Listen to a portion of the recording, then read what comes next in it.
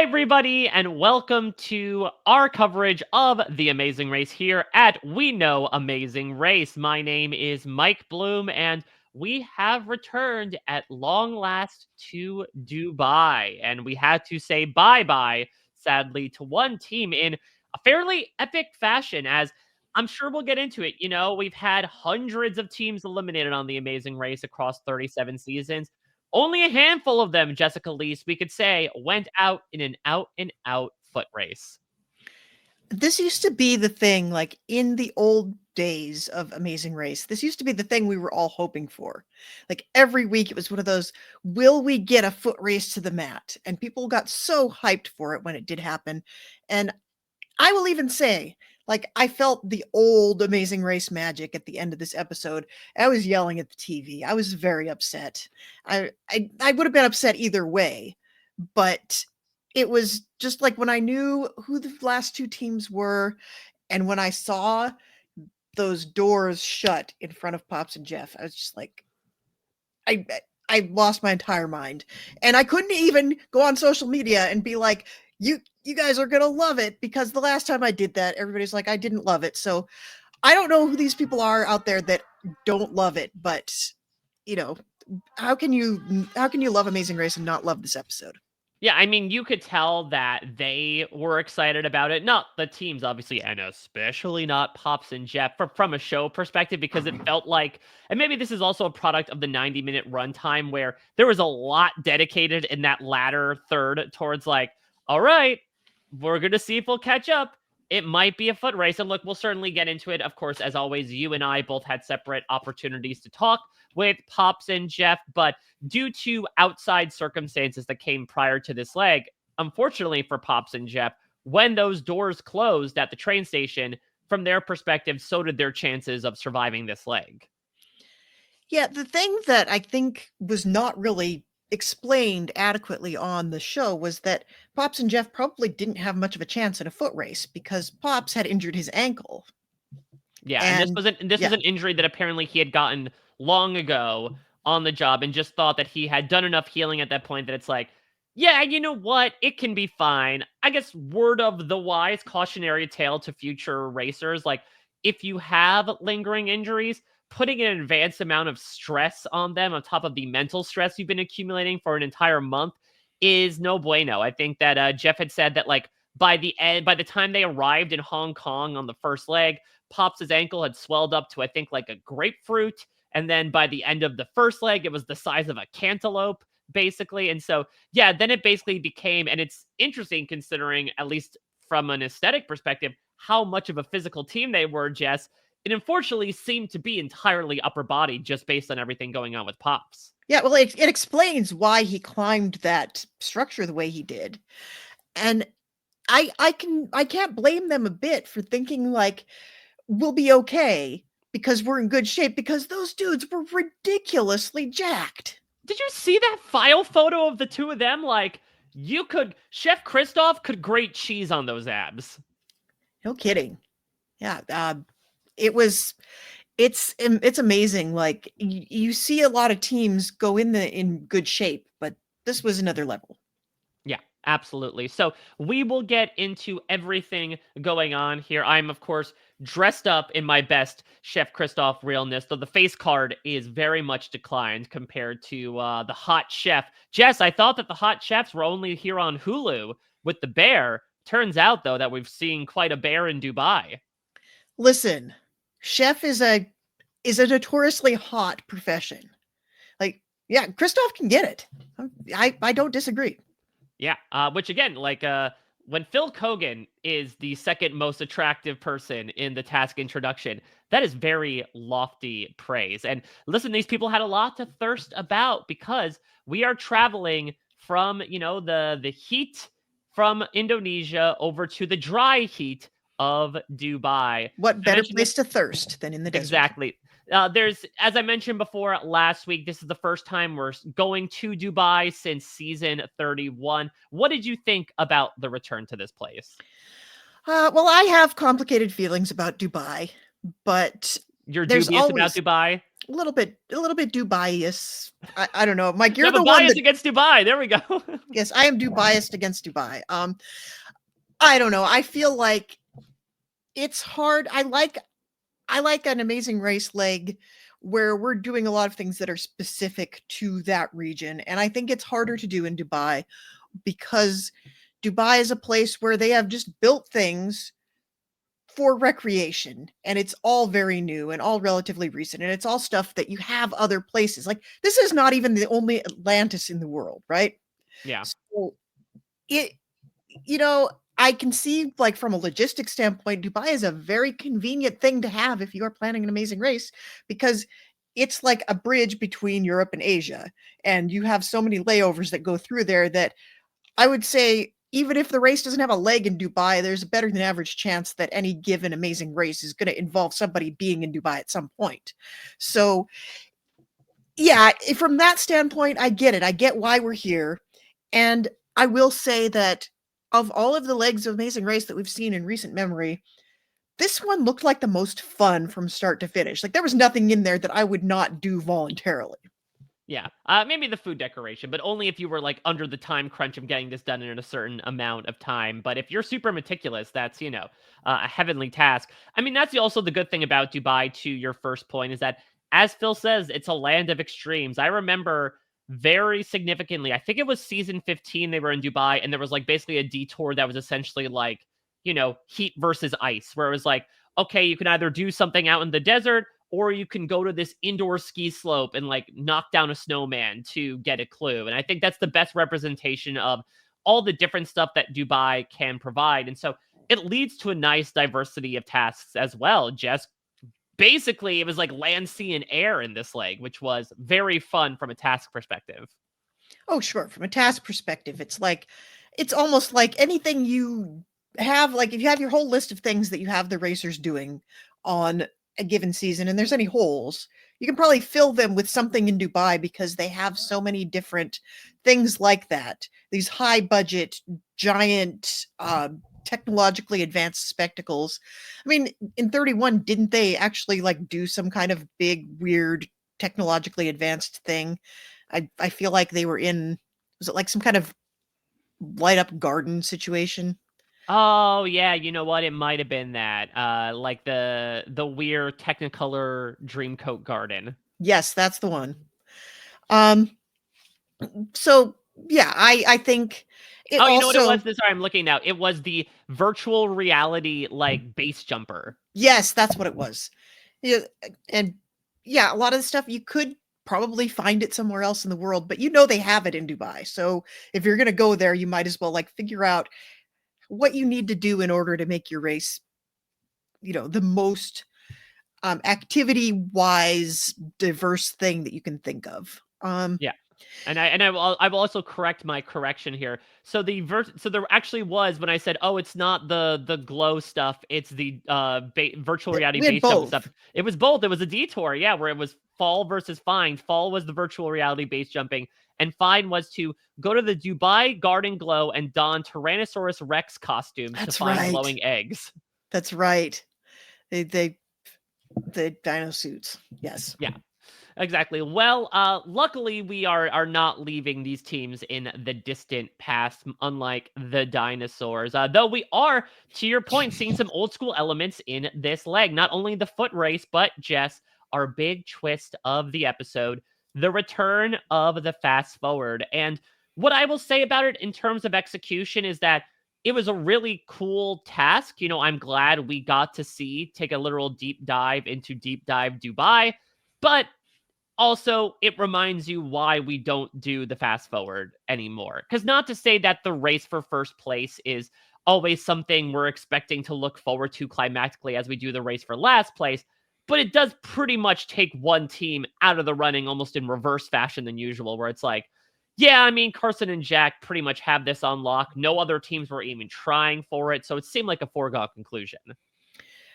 Honestly, Mike, I think you've hit on what would have made this a fun task for me. I think the problem with fast forward is you don't have competition for it. It's just a thing Yeah. you go and get. and there wasn't even an opportunity for another team to make an attempt at it. Where, it's like, just get in this fancy car and have somebody drive you in the fancy car to the place and do the thing. And there's not really a chance that you might not get it. I think the best fast forwards, when you look back on it, are the ones where it was not a guarantee that you were going to get it. Like, if there are ones where you have a couple of teams, like, how fun is it when the teams are going against each other trying to get the express pass? What if we did that? What if everybody who wanted to go for the fast forward, what if we had like 6 teams down there diving around looking for that fast forward? That would have been amazing. Yeah, it would have been very fun, though. I don't know from a logistical perspective, like, okay, let's say one team member grabs it. Can another team, like, grab the placard from them and now it's theirs? Or are we essentially trying to play keep away right now with this fast forward? It's a fast forward. It's diving, Mike. It's not a Schmergen brawl. I suppose so. You are not in the attack zone when you're in deep dive Dubai. So, yeah, I think that to your point, the best fast forward tasks are the ones that encourage competition. Even in the past, we've seen fast forwards where it's like 2 teams will go for it, and then one team's like, oh, they're going for it too. All right, let's turn around and go back. And it makes it a little more anticlimactic, not only in the outcome, which is they'll most likely get first place, but who is going to get it. And here, as much fun/frustrating as it was to have Han and Holden seemingly on their way to getting the fast forward, were it not for picking the wrong car, there really wasn't much to do outside of just the visual aspects of what Carson and Jack got to undergo. And the fact that, as probably one of the most relentlessly positive teams on the race, they were like fun spokespeople for the entire activity. Fast forwards should be harder. That's the other thing. Like, I don't think this was hard. I think I would want, you want them to get a little bit of a head start, and it's not as important anymore because you do have pretty much everybody's always on the same flight and all of this, but you don't want them to just do something that's going to take 15 minutes and they skip all the tasks and they're an hour ahead getting out of the gate the next leg. You want it to be something where it's going to take, like, maybe it'll take 2/3 as long as it would to finish the course. Before we move forward into everything in Dubai, there's still one more matter to take care of in the airport in Indonesia, which is our post U-turn vote fallout. And this is sort of what has happened in Amazing Race seasons as of late, now that we don't necessarily have the eat, sleep, mingle period like we did back in the day, is that these are oftentimes, in these moments of downtime, the first times that these teams get to talk to each other face to face. And due to just the way the vote worked out, yeah, Jonathan and Anna largely did not see a lot of these teams during the entirety of the previous leg. They finally get a chance now, and it turns out that Carson and Jack were sort of the et tu brute of this entire assassination attempt. And, it doesn't necessarily seem like water under the bridge. Anna is somebody that is more likely to say, I'm going to get over it. Just give me time. Jonathan just awkwardly does not really address any sort of attempt at reconciliation. Is this something we should be worried about, Jess? We got a lot of call forwards, I should say, in this episode to Carson and Jack saying, well, now we're on everybody's radar. Is this going to be a part of that? I don't know. I feel like, honestly, Anna and Jonathan were on their best behavior this leg. Or I guess I should say Jonathan was on his best behavior this leg. Whether it was because he got a purple edit or because it was kind of a low-key week for him. In terms of like dramatic confrontations, this isn't even the biggest one this season. Right. I felt like there wasn't a whole lot of bad blood here, and I thought they did a pretty good job of explaining their reasoning. And I don't know. I don't think this is going to end up. We do have a U-turn next week. Mm-hmm. I think we could see Carson and Jack getting U-turned, but I don't think it's going to slow them down at all. And before I proceed further, I do want to float something out there that I highly recommend people check out because, as we mentioned time after time, oftentimes during their Amazing Race seasons, teams will do these sort of like auxiliary recaps from their perspective as to how things went down. Jonathan and Anna have been doing them throughout the season, and they ended up putting up a video about episode 5, last episode, giving their perspective. And I really recommend that people check it out to understand their side of the story. And I will just, fill in some very bare details. They do a much better job, obviously, of telling their story than I do. But something I want to bring up is that, I believe following their time on The Amazing Race, Jonathan sort of took an introspective look into his behavior, in particular in that leg. And he opened up to everyone who watches this video that he actually has been recently diagnosed with autism. And he talked about how a lot of the signs he could see in retrospect, in terms of like, in particular, shutting down when it came to a lot of the external stimuli around him, as the heat and the stress were amassing. I don't want to put words in his mouth. I very much recommend you check it out. He has also expressed that like he has now observed this behavior from multiple perspectives and he hopes to learn and grow from it. All that is to say, I am so happy that Jonathan got a diagnosis that he needed to probably proceed properly, whatever that means, with being able to fold that into his life. I would say that that diagnosis does not excuse, obviously, a lot of things that he said and did, of which I still think, and even he would say, did not look good and were objectively bad and harmful to his teammate. But I think it does help explain it, both from our perspective and his especially. Well, I think that makes a lot of sense when you think about how he responded to his sensory environment, especially last week. I think that makes perfect sense. And the way like he really struggles with emotional regulation, it doesn't surprise me. I mean, it does and it doesn't. But yeah, I think if you learn something that big about yourself as an indirect result of going on The Amazing Race, I think that's as valuable as like any other lesson you could learn out there. Yeah. So let's move forward into Dubai here. And we've got a 2 roadblock leg here, Jess, and which is good because the first one is one of those classic like roadblocks that really isn't a roadblock because you don't really have an opportunity to overtake other teams. But it's coming on the leg of some very fun cultural experiences, right? They get to go to the Bedouin camp. They get a nice drum circle to welcome them in. They get to sleep on, some nicely cushioned carpets on some nicely cushioned sand. And then one of them's got to jump out of a plane. I love this. And this is the first time, actually, I would say this is the first time ever that I've watched people skydiving on TV and thought that actually looks fun. I don't know what it was about this particular skydiving. I could make a couple of guesses, but it really seemed like everybody was just having a blast. There wasn't anybody, maybe it was just because nobody was melting down, like nobody's throwing up on the plane, nobody's crying about having to jump out of the plane. No, the people stressing out were more so on the ground in Josiah's case. Yeah, for sure. It was really beautiful though. I agreed. Like Josiah had a very strong leg this week. In between the dad jokes, the we're having dinner and now we're having dessert. That's an all-timer. I mean, He's going to be the best dad with the best dad jokes. That's the thing. I think this guy was kind of like, and I don't know his and Alyssa's situation, so maybe this is not the case, but he feels like he has that personality to kind of like be born a dad, as long as he teaches his kids swimming unlike the way that his own dad taught him, I think they're in good hands.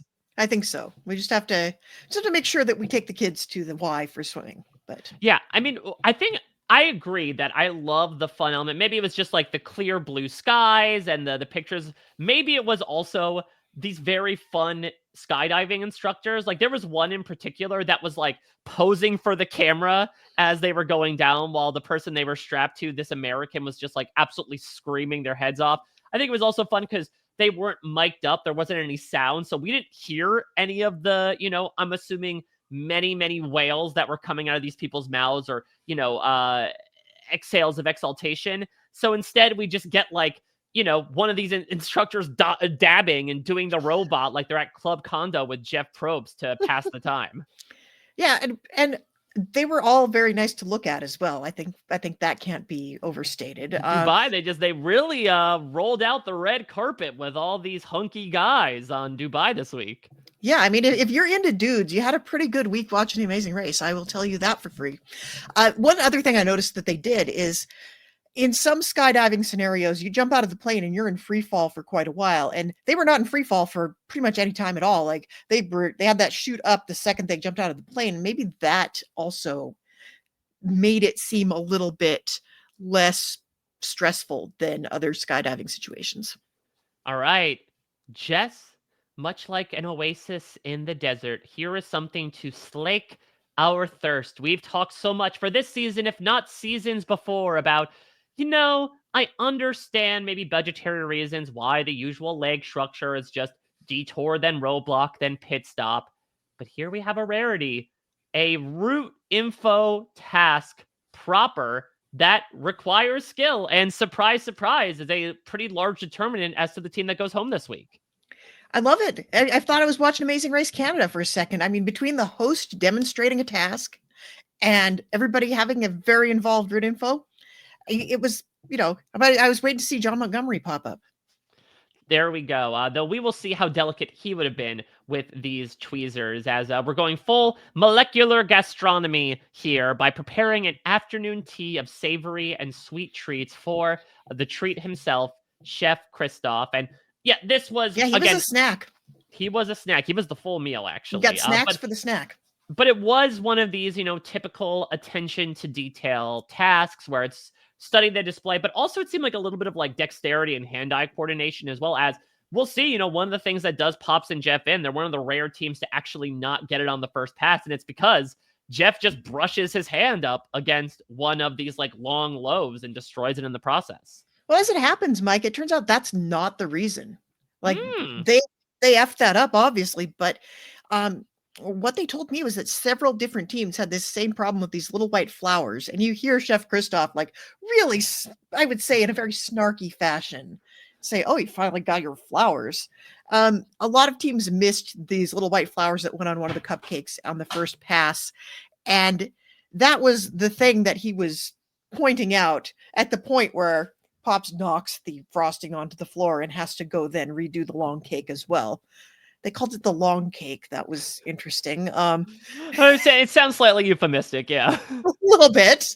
I think there were several people on those teams that would offer up their long cake to Chef Christoph in different ways. All right, Mike. I'm not even sure what that means, and I'm kind of there'd be a lot of frosting spilled, is basically what I'm putting down. Jesus Christ, Mike. Bon appetit! Oh my God. Well, I'm glad I already ate lunch because I'm not eating after this. So interestingly enough, there were quite a few, like, I think Christoph was much snarkier with these people than we were given to understand, but it didn't end up affecting the outcome that much, except in the case of Pops and Jeff. So we got to see them sort of screw up a little harder than they might have otherwise. But I thought it was a fantastic task. And what I'm looking at from the outside, I can see why this was a route info, because you have 3 tasks here and they're all pretty fun things, but there's none of them that feel like they're so evenly balanced that putting them against each other in a detour situation would have made literally any sense whatsoever. So I can see why this ends up being route info and 2 roadblocks instead of detour and roadblock. Plus, you wanted everybody to get a chance to do it because those things were all fun. Well, you talk about evenly balanced. I think it's a great way to segue into our second roadblock here. And how many people were foiled by the E-foil? This looked like a lot of fun. And there were a lot of ways to screw it up, which also was fun. I mean, this thing seemed... I'm sure it was... Now, maybe there was a learning curve, obviously, to learning how to control it. I would be scared getting on this thing, personally. Especially when the first thing is like, hey, get out of the way of the propeller. I'm like, yeah, I can't really control when or how I fall. I don't love that idea that 2 out of 4 directions I could fall in could lead to a very bad time. The idea of falling off of the front of it and having it go over the top of you, the more I thought about that, the more horrifying it got. There needs to be a Final Destination movie in partnership with The Amazing Race of all the worst possible things that could happen to people in these legs. Well, I was just watching the zombie miniseries Dead Set, which is for the uninitiated, it's by Charlie Brooker, who did Black Mirror, and it is a miniseries about a zombie apocalypse that affects the people in the Big Brother house. Yeah. They're like the last people standing in the zombie apocalypse because they're trapped in the house. So I feel like Amazing Race Final Destination, this is a movie that should happen. Yeah, so, I mean, these seem like a lot of fun. Watching these people up on it almost reminded me of, like, people who operate those big hovercraft things, like or like the water-operated jetpack. Which we've seen on Amazing Races in the past. Yeah, I believe, was that someone actually using it, or was it, like, watching them just sort of, like, dip and dive around it? On other international seasons of Amazing Race, they have had to do it. I think they have on Canada and Australia both. But in this case, they actually do have to get onto the e-foils and basically surf from one buoy to another. But it's always interesting to watch these people rise and fall like the waves. Obviously, this is going to be probably the reason why Han and Holden, while missing out on the fast forward, do wind up in veritably first place of all the remaining teams.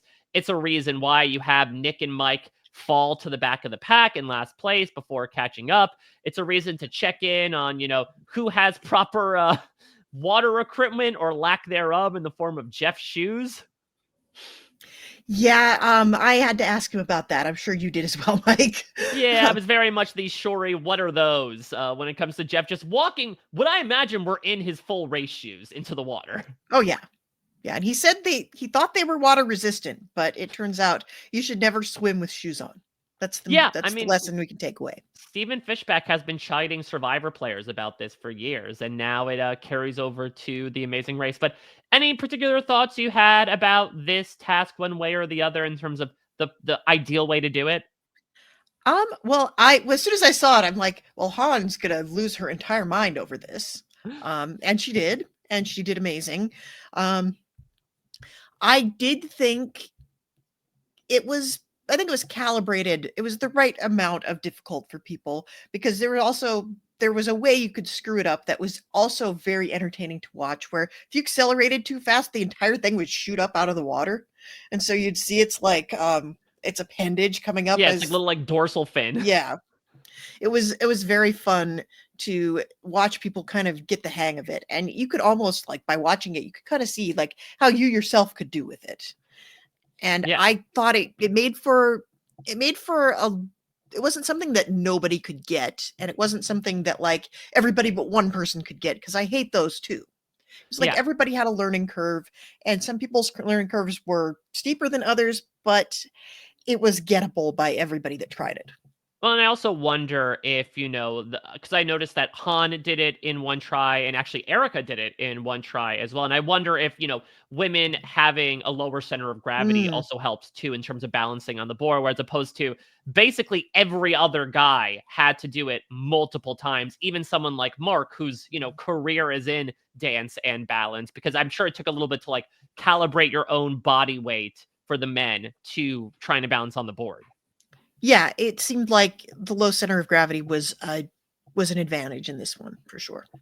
And initially, Carson and Jack, after getting the fast forward, get the luxury ride, one hell of an Uber over to the pit stop. But what ends up leading to this outcome, Jess, is the fact that we have one of these rare, unconventional methods of travel to get to the Museum of the Future, where one team will have no future, because it was all dependent on the train system. Jess, you could say it was infrastructure that did in Pops and Jeff at the end of the day. I mean, what would you rather get beat by, Mike? Infrastructure or a bunch of rules? But I love it. I love it when we take public transportation. They never do that anymore. And I can tell this was probably one of those situations, like when you get your permission from the local government to film in Dubai, they give you things they want to show off.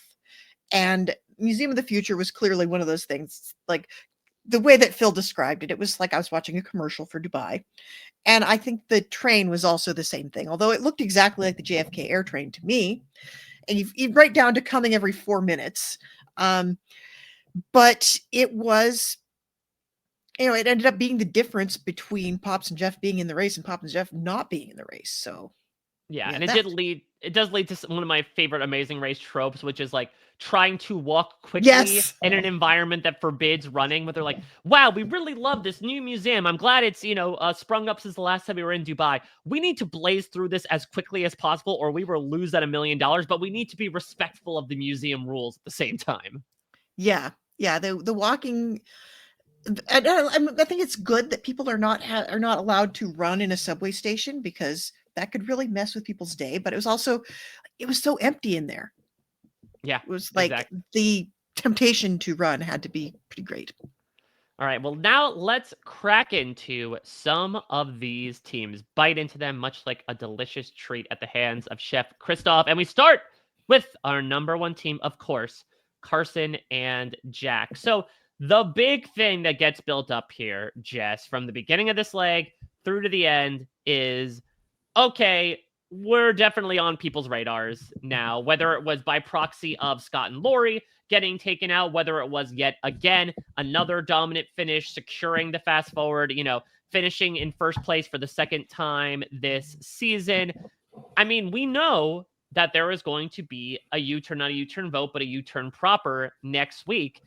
2 weeks ago, we were very simply forecasting the two teams that would get U-turned, and they were. Do we feel that's the same case here? Is it going to be the same recipe that Carson and Jack will be one of the faces on the U-turn board next week? I think we are meant to assume that people are going to try to do it, but you can't get U-turned if you're in front of everybody. And if they stay out in front, I don't think it's going to be a problem. Yeah, though we do see, obviously, self-driving is going to be introduced to the season finally next week, and they're in a bit of trouble. I would say there's a very good chance they'll get U-turn, but I think more so the soundbite they used at the end of this episode is the prescient one, where they say, okay, now we know that even if we do get U-turned, we can probably power our way out of it just due to our racing skills. Now, I did love Jack doing his own sort of like genus classification of the season of surprises by like positive twists and negative twists. Yeah, that was a interesting foreshadowing, and they invoke the fast forward before the fast forward even comes up, which I thought that was interesting. I don't think they were fed that line because we know how well they know the show, and we were primed to be like every single episode we're getting a twist of some sort. So I think it was good forecasting on their part for sure. So we are, about halfway through the season as this episode finishes. So as we're looking forward, I mean, we never want to necessarily put our chips on any Amazing Race teams because unfortunately, as Georgia's winner pick shows, you never know what will happen. But given what's happened the past 6 weeks, do we think Carson and Jack are the number one favorites to win this season at this moment? I think they've got a really strong shot at it. I mean, anything can happen, but I like their chances a lot. I feel like the edit is pointing to it for sure. Yeah, I would agree. And, you always wonder, is that because they're also just really good at giving confessionals and they have a lot of personality? Again, we say that The Amazing Race doesn't typically do a winner's edit, but I think they have the personality combined with a really, really freaking good set of racing skills. Again, there is something that could trip them up as recently as next week, but I do think that even if they get U-turn, unless they are just so flagrantly far behind that there is no way to catch up with another team, if they're alongside at least one other team that also gets U-turned, I think there's a very fair chance they get second to last place at the very least. Yeah, I think they can survive a U-turn easily.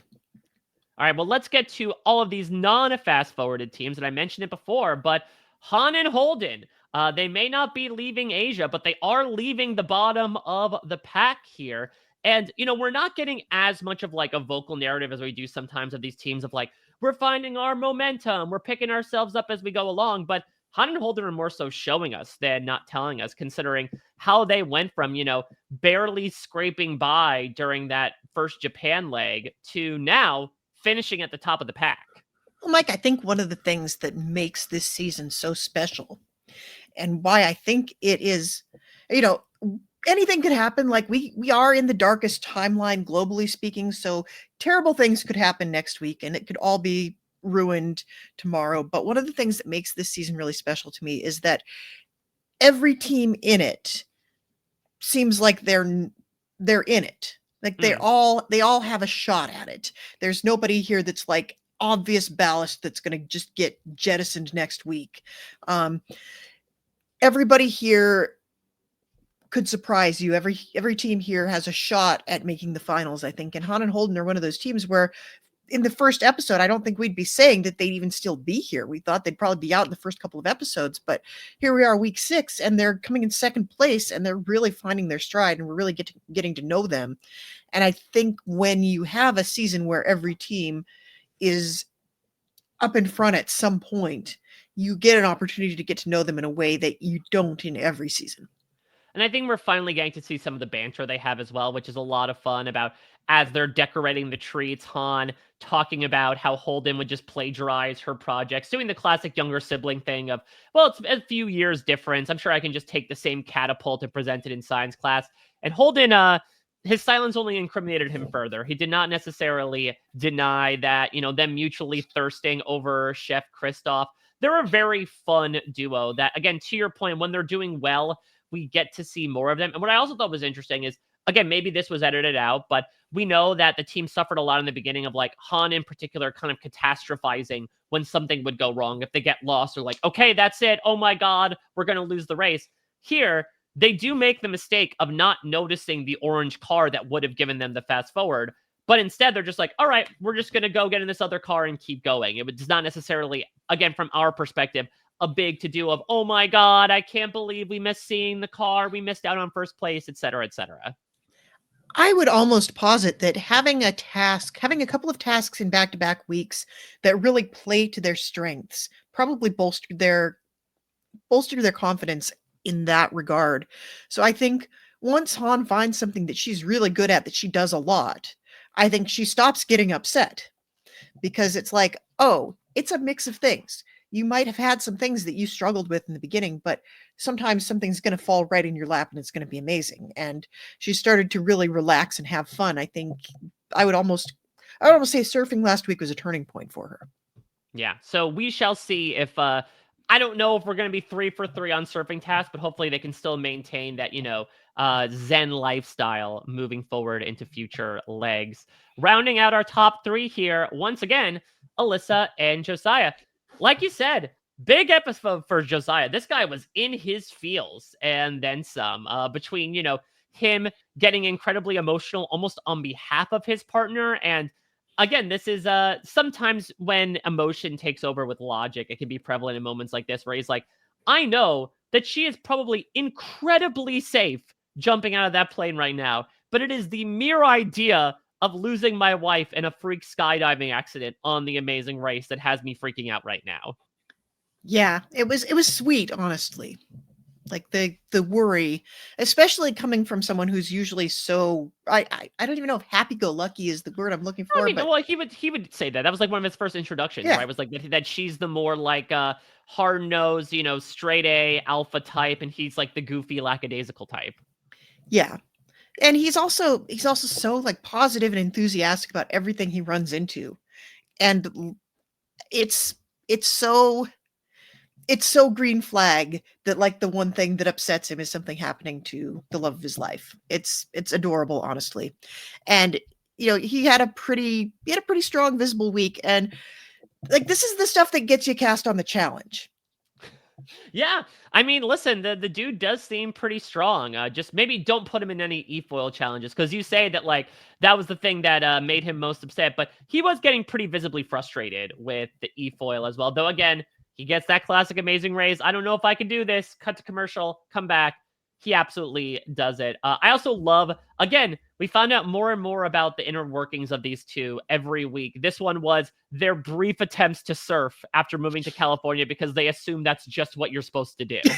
I love it. Mike, what do you think the analog is in New York? Like, what do you have to learn how to do when you get to New York?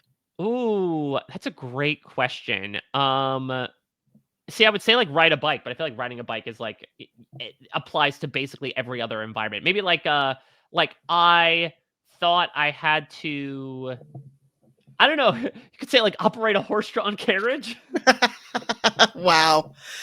I was gonna say, elbow check someone out of the way when you're trying to get a subway seat. I feel like that's Ooh. essential knowledge. Yeah, I think something with the subway as well of just like I have to learn, actually, you know what it is? It's a different type of surfing. Is that you Mm, have to learn how to subway surf, which is for the uninitiated, not hold on to any poles while the train is in motion and try to balance yourself just purely to your own core. that's not what subway surfing is, Mike. I think that's already something else. But I agree with you that what you are describing is a skill that people should be able to do. And I think newcomers to New York, especially, get into that mindset of needing to know how to do it. And my own child does it now. So, It's a fun yeah, little you're test for right. yourself. Though, again, respect everyone's personal space. Maybe don't try to do that unless you have to at an incredibly busy hour. Yeah, like maybe don't crash into strangers is something that you do have to impart to your children when your children are native New Yorkers, for sure. All right, moving down the line here, not the subway line. Brett and Mark, pretty quiet week for them.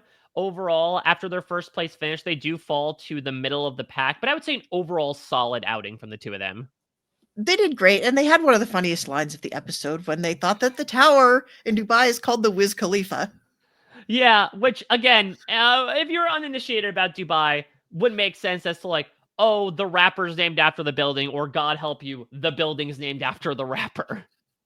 You know, stranger things have happened. Yeah, I mean, again, I'm sure a Merocentric word association, when you hear Khalifa, I don't know. If you did a family feud right now of 100 people, I think Wiz would show up number one over Burge. Probably, yeah. I can't fault you for that, no. And also, good on this taxi driver. I don't know if it was just like a mistranslation or if they're like, all right, I'll just go along with what's floated in front of me. Yes, and but they're like, yep, that's the Wiz Khalifa. Sure, why not? Do you want to go by past pictures, rap a few bars? They really did have they had a driver who was just not having it. A couple of people had drivers who were not having it. I think Holden had one of those too. Yeah, I was always, I'm always curious when they show a lot of shots of people paying their taxi drivers. There's always a bit of that Chekhov's gun in my mind that's like, oh, is somebody going to not have enough money? Or like, will something happen with someone's taxi driver and that's what caused them to lose? No, maybe it's just a 90-minute episode. They dedicated some extra time to making sure that all of the taxi drivers were well compensated for their efforts. Yeah, or I don't know, was it like a slam on like people that were asking for change back versus people that were just like, here you go, this is your money? Yeah, exactly. What are they trying to suggest as to taxi etiquette here? This is another thing that New York people need to learn. Yeah, how to tip your cab driver for sure. That is a thing that you need to know. But I have to imagine like being the cameraman and sitting in the front seat, like shooting the whole thing happening. It's got to be fun to like be in the face of the cab driver and like wait for him to make that face that you know they're going to recycle over and over of the like, yeah, these people are crazy, I'm not having it. As long as you're not incredibly nauseous, at least from my perspective, I know when I sometimes have to like turn around when we're driving and like look at what Asher's doing, it really throws off my equilibrium. I'm sure these people are the best in the biz. They're used to it, but man, especially for those long winding car rides, very tough to do. I think there's a skill set you have to learn if you're going to be an Amazing Race cameraman too. Yeah, very, very true. Moving into the back of the pack, Jonathan and Anna, as you said before, pretty quiet, stable leg for them. Obviously, they jump up a few spots from, scraping out a survival placement. Much quieter, whether it's due to, again, them being in the middle or them being a little more mellow following everything that happened in Indonesia. I'll just, again, give one more plug to check out their video. I'm sure they'll even have some thoughts about this week's episode, but I think it provides a lot of valuable insight into, in particular, what was going through Jonathan's head during some very, very rough times and how he looks back on it. Yeah, I think they definitely aren't the kind of people that are not examining what happened here. And I think that is a really admirable trait. All right, next up, Melinda and Erica. I'll admit I was a little nervous for them, Jess, when we get this clip at the top of the episode of them being like, we're the last girl team, and we're one of the last parent-child teams. We have the oldest person left in the race. Look at us. And I was like, oh, I mean, we'll get into Pops and Jeff to a point you made last week, had a little bit more of a death knell coming. But again, I was very happy with their performance this week, despite finishing third to last. Again, Erica killed the roadblock and more so just seemed that some traffic, maybe from a literal roadblock, caught them up to Jonathan and Anna, and they got on the same train, and Jonathan and Anna beat them to the pit stop. Yeah, I think at that point it was like they knew there were teams behind them. You don't have to worry too much. That's got to be a nice feeling. Yeah.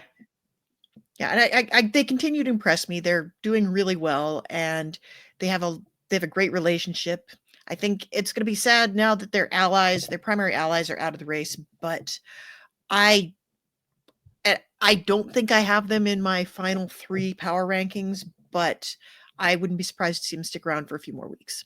What's interesting, Jess, is that Jeff said in my interview that one of the many reasons why he ended up bonding with Erica is because not only of the relationship they have with their parents, but they're also huge Big Brother fans. And so actually Jeff talked about how it was fun for him to be on essentially the expect the unexpected season of The Amazing Race.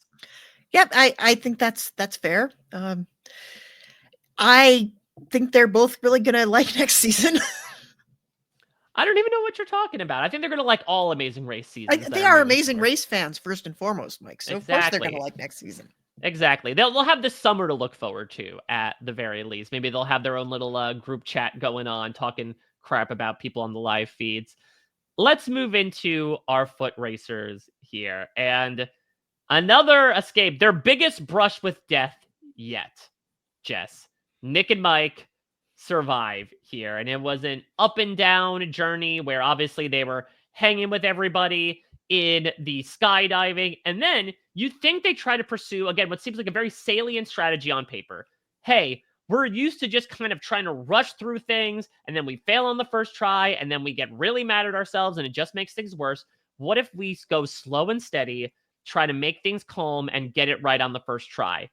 They do, but it shockingly kind of puts them in second to last place. Yeah, I think this was one of those legs where it was like even the smallest screw ups put you to the back of the pack. And there's a really funny moment when they are at the surfing. They're at the surfing roadblock, and Nick's out there trying to do the surfing, and Holden's like, "You guys are in a good spot," and Mike's like, "All of us are tied for last." Yeah, that's also interesting. The score also did a really good underscoring of that by like the music just cuts out when he says that. Yeah, and It's like Holden a just being record like, "Oh, scratch. you're fine." I also like that as well with their perspective of when they were doing the skydiving, and they're like, "Yeah, we got there last, but theoretically, we're leaving tied for second place," which is like a very fun way, looking a sunny side up in the bright sun of Dubai. Yeah, I think they're always seeing they're always seeing the extreme side of everything. Yes, and so they were in extremely dire circumstances, though, as it really was like basically a jockeying back and forth for last place between Nick and Mike and Pops and Jeff, where Nick and Mike leave in second to last from the decorating. They fall to last place when Mike is clearly struggling on the e-foil and Jeff passes them. Obviously, they catch up at the train, and the rest is history. And again, a very unique leg from a team that started off saying, hey, we don't just want to survive this leg. We want to come in first place. I think they were fine surviving in this leg.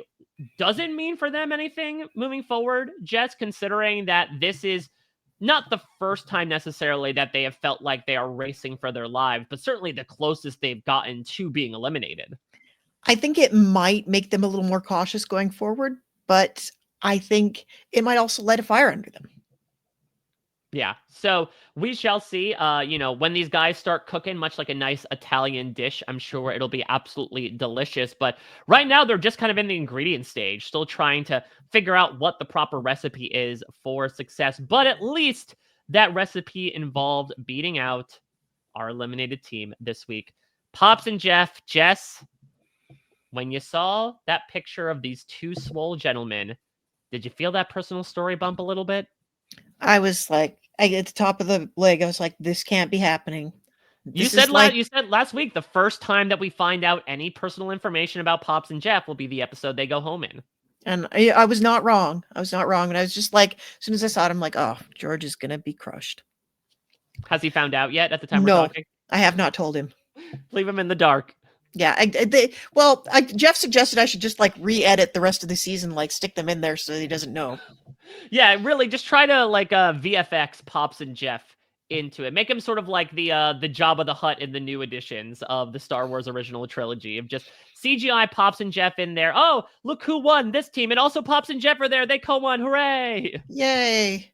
Yep, here's the final winners, and the camera cuts to Pops and Jeff. And no, that's not the beginning of the race. No, they're not in Bali. They're at the finish line, and wherever the finish line is. Release the Liese edit is all I want to say. Any other intel you got in particular from your interview with Pops and Jeff, which people can check out at this moment? I mean, they're lovely dudes. Obviously, really, really fun to talk to. Really told some very funny stories, and yeah, I don't know, I don't want to give away anything about this any more than we already have, but you can definitely check out my exit interview up in the same feed, probably simultaneously dropping with this. All right. Well, that's a bit of a sneak peek as to the interview, and we got a bit of a sneak peek as to next week. And I mentioned it a couple times before, but we are going to be traveling to. Well, actually, I did not reveal this. We're traveling to Bulgaria. This is the first time we are visiting this country in Amazing Race history, which is incredibly exciting. And usually, when you take a trip to Europe, you know what that means: self-driving, which is something that, these teams have not necessarily experienced up to this point. And it's often a make or break, usually break, when it comes to some of these racers' demeanors, skill in the Amazing Race. So this could prove just to be yet another great equalizer on top of an actual regular U-turn being thrown in that will be an equalizer in and of itself. I mean, this has been, for all of the weird twists and the new things they're introducing, this has been a weirdly old school season of Amazing Race. Like, I think the last 2 seasons honestly have been like that, where it really feels like we're in like 2008 again, and watching these early seasons roll out with the same kinds of teams, the same kinds of conflicts and challenges. It's really nostalgic. Like, it's hitting me in this nostalgic feels. Yeah, and I mean, that's what's so intriguing with this idea of the season of surprises. I think a lot of us assumed, almost like New Era Survivor in its initial day, that it'll just be throwing out a bunch of new twists. But for what it's worth, they were able to bake in a lot of these old school ideas that haven't seen the light of day in a while. This most recent example being the fast forward. And yes, well, the fast forward may not have worked in terms of like a competitive concept. I think it does largely represent, to your point, kind of the tone of this season, which is a bit more of this old school feel to it, which is quite ironic considering the fact that it has probably the newest school concept of a different twist every single leg. I don't think that's a new school concept. It is a new concept to the show, but it is very very early 2000s coded, where it's like the second you establish that lingua franca of the show, you can start to mess with it. And then as soon as somebody's got like established nostalgia for it, you can just start throwing every single twist in, and seeing what sticks to people. I think that is honestly, that itself is nostalgic to me.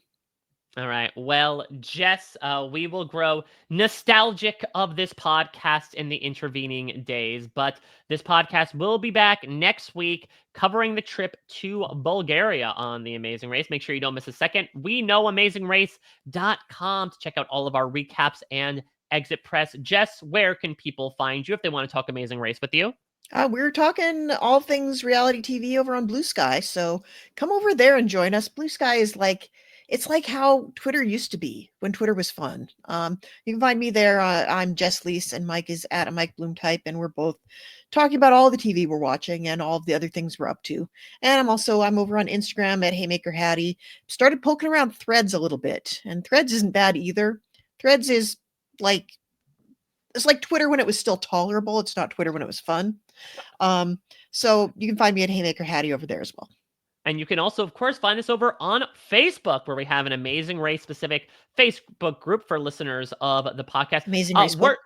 Word to the wise, I will say, make sure when you sign up for the group, do read the rules that we set up and follow them through, because I am accepting the applications, and I'm kind of turning away those that I don't necessarily see any groups in common with, or those who don't answer the question. So read your clue, people. You aren't out and about Amazing Race fans if you're not reading your clue, reading the prompts, and filling it out properly, so we can let you in and experience conversations about this season, about previous seasons, some spare random references. I know that Rob and Puya did a deep dive with Danielle Reyes on the Traders, and she like randomly mentioned that Boston Rob and Amber were robbed on the Amazing Race 7 finale. So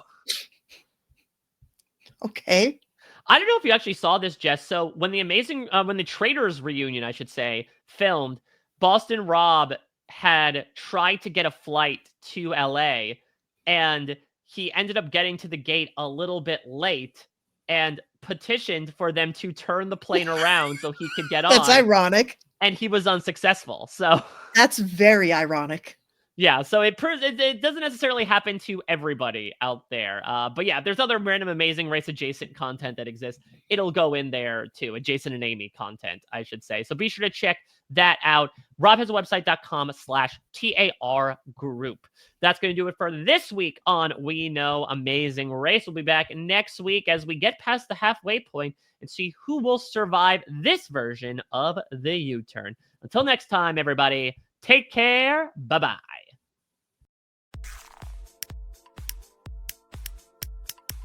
This is RHAP. We know reality TV.